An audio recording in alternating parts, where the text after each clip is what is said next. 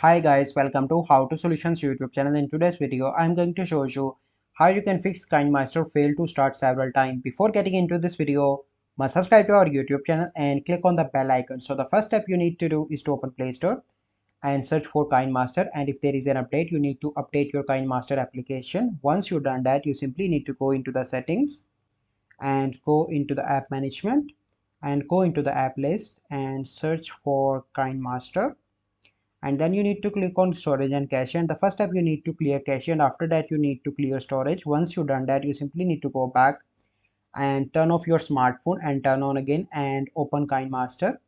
So here you can see that, click on OK.